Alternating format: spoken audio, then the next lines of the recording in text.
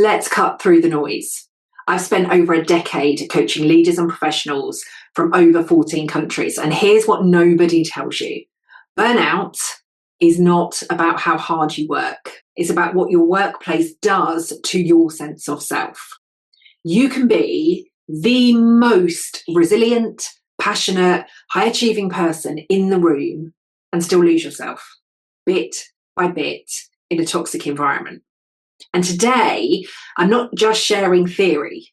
I'm sharing what I've seen, what I've lived, and what I've helped over 700 leaders to recover from. So let's talk about how toxic workplaces dismantle who you are and how you rebuild. So let me introduce you to Emma, a star employee, creative, outspoken, always the first to volunteer. Now, when she joined her new company, she was on fire. Within 6 months, she'd led a project that doubled their client retention.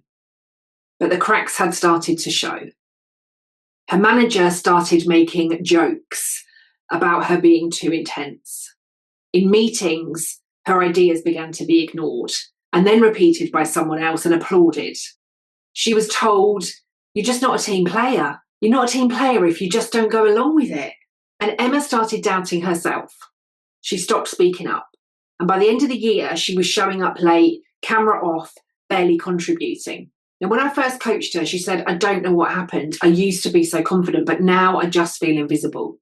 But that wasn't exhaustion, wasn't disengagement. It wasn't her not wanting to do her job and perform to the best of her ability. That was identity loss. And I get it because I've lived it. As the youngest HR director in the UK, I thought I was unbreakable.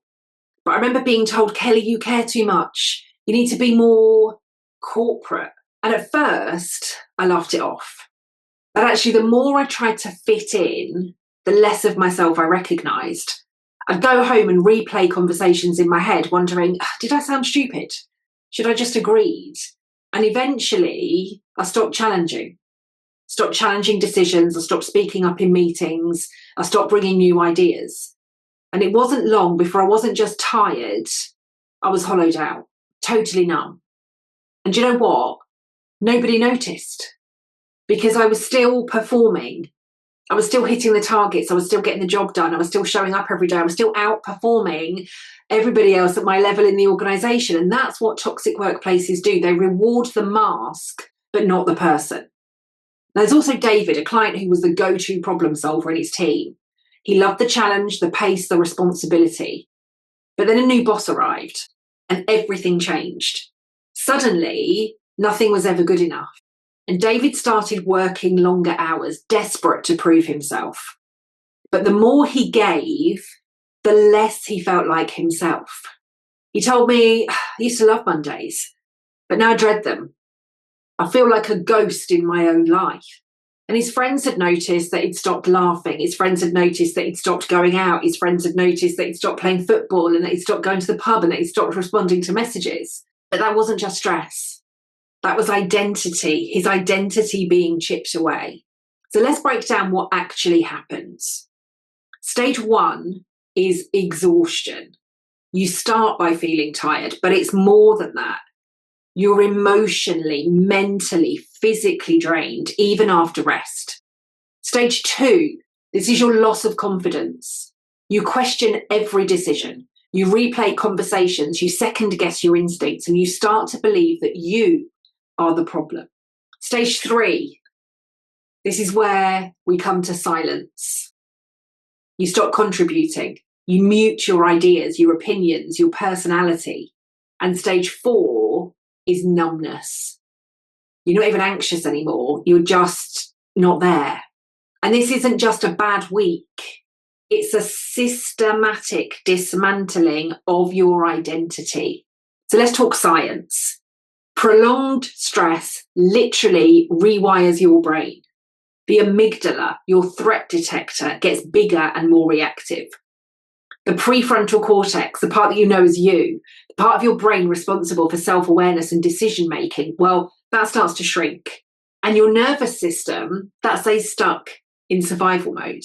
Now, research from King's College London and Stanford shows that chronic workplace toxicity reduces the grey matter in areas linked to self-identity, and emotional regulation. And this is why the most talented, values-driven people are often the first to burn out. Although we need to note that nobody is immune to reaching burnout. But the more you care, the more it hurts. And the more it hurts when you're forced to suppress who you really are. So pause for a second and ask yourself, when was the last time you felt fully yourself at work? What parts of you have you hidden just to get through the day? I want you to drop your answers in the comments. I read and reply to every single one. And if you're a coach or an HR leader, are you really seeing your people or just their output? Toxic workplaces don't just create stress, they destroy identity. And this is why recovery isn't about a week off or a meditation app or a yoga class. It's about rebuilding your sense of self, brick by brick. So as a coach or leader, your job isn't to help people bounce back. It's to help them remember who they are. That's the work that changes lives. So if you're feeling lost, or if you're noticing that your clients are feeling lost, start by noticing where you shrink, where you filter yourself, where you go silent. Reconnect with just one thing that makes you feel like you. And know this, you are not broken. You're not broken. You don't need fixing, but you are reacting to a broken system. If you're a coach, get curious. Look for the silence, not just the struggle. And if you want to learn how to do this work at the deepest level, ethically, safely, with real impact, this is exactly what I teach in the Master Burnout Coach program. Doors are open now for November, and I would love to see you inside. So if you want to be the coach who truly changes lives, not just manages symptoms, click the link below. And if this video hit home, then please, please, please subscribe, hit the bell, because next week I'll reveal the subtle signs of burnout that even the best coaches miss. Let's make burnout recovery about rebuilding people, not just managing workload. You deserve to be seen, to be heard, and to be yourself at work and everywhere else.